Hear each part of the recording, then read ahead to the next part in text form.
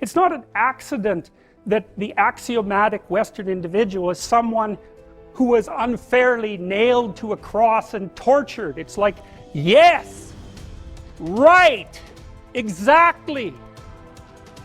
So what do you do about that?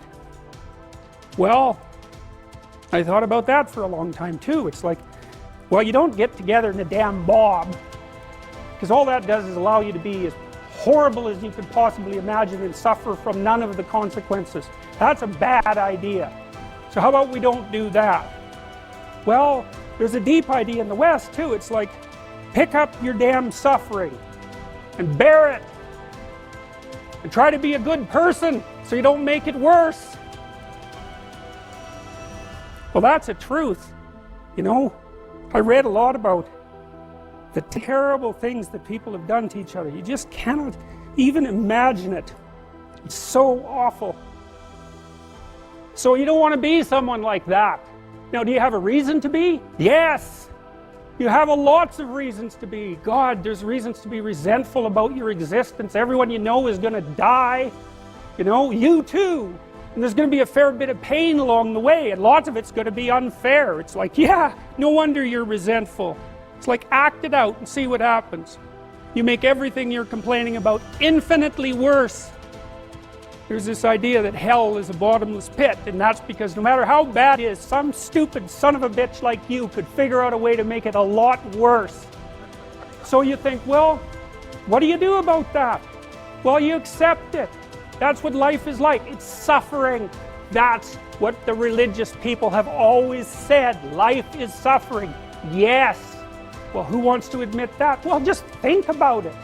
Well, so what do you do in the face of that suffering? Try to reduce it. Start with yourself. What good are you? Get yourself together, for Christ's sake, so that when your father dies, you're not whining away in a corner, and you can help plan the funeral, and you can stand up solidly so that people can rely on you. That's better. Don't be a damn victim. Of course you're a victim. Jesus, obviously. Put yourself together. And then maybe if you put yourself together, you know how to do that. You know what's wrong with you, if you'll admit it. You know there's a few things you could like polish up a little bit, that you might even be able to manage in your insufficient present condition. And so you might shine yourself up a little bit, and then your eyes will be a little more open, then you can shine yourself up a little bit more, and then maybe you could bring your family together instead of having them be the hateful, spiteful, neurotic, infighting batch that you're like doomed to spend Christmas with. So then you fix yourself up a little bit, kind of humbly, because, you know, God, you're a fixer-upper if there ever was one. And then you got to figure out, well, can you figure out how to make peace with your idiot brother? And probably not, because he's just as dumb as you, so how the hell are you going to manage that?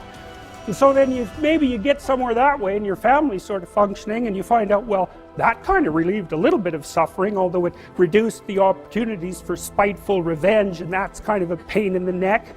And so then you get your family together a little bit, and you're a little clued in then, at least a bit, because you've done something difficult that's actually difficult. You're a little wiser, and so then maybe you could put a tentative finger out beyond the family and try to change some little thing without wrecking it.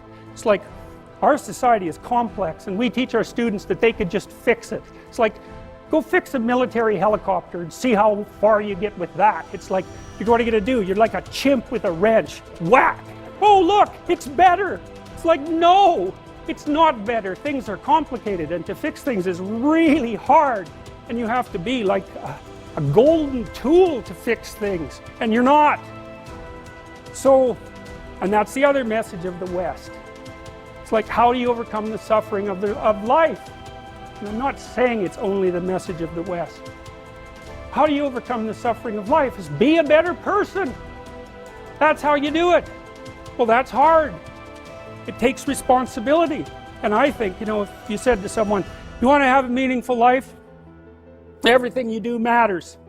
That's the definition of a meaningful life. But everything you do matters. So you're going to have to carry that with you. Or do you want to just forget about the whole meaning thing, and then you don't have any responsibility, because who the hell cares, and you can wander through life doing whatever you want, gratifying impulsive desires for how useful that's going to be, and you're stuck in meaninglessness, but you don't have any responsibility. Which one do you want? Well, ask yourself, which one are you pursuing?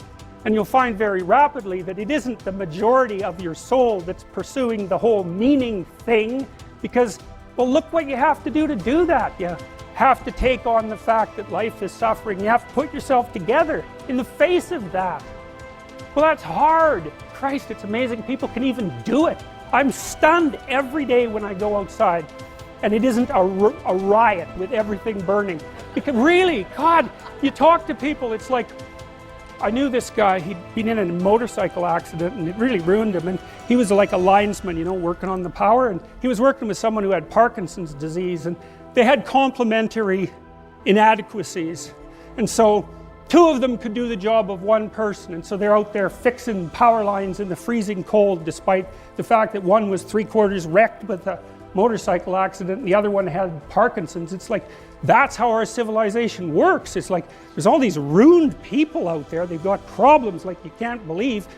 Off they go to work and do things they don't even like, and look, the lights are on. My God, it's unbelievable. It's a miracle. It's a miracle. And we're so ungrateful. College students, the postmodern types, they're so ungrateful.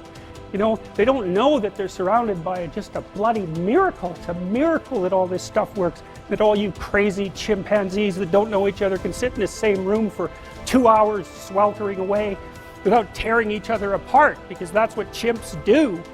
So,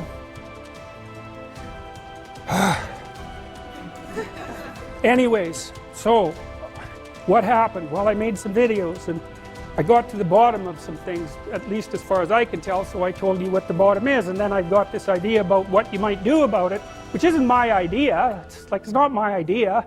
It's an old idea. It's far older than Christianity. It's old. It's the oldest story of mankind. Get yourself together. Transcend your suffering. See if you can be some kind of hero. Make the suffering in the world less. Well, that's the way forward, as far as I can tell, if there is any way forward. And that's what's under assault by the postmodernists.